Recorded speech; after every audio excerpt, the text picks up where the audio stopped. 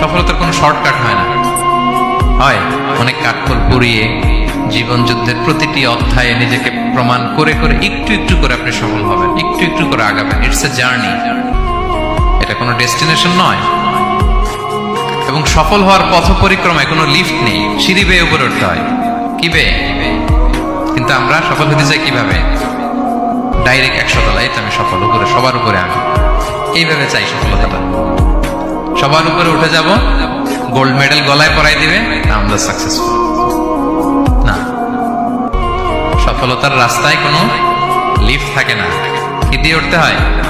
সিঁড়ি বেয়ে ঘাম জড়িয়ে উঠতে হয়। দেখেন, শুধু আলোর মুখ দেখার জন্য মায়ের পেটে আমাদের কত সময় লাগছে বলেন তো?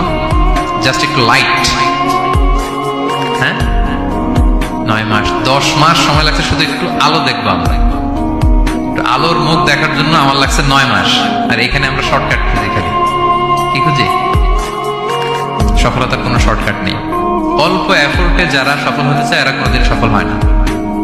ইউসুফ আলাইহিস সালামের জীবনীটা একটু খেয়াল করেন, একটু একটু করে তিনি সামনের দিকে গিয়েছেন এবং সবশেষে ইজিপ্টের ফিনান্স মিনিস্টার হয়েছেন।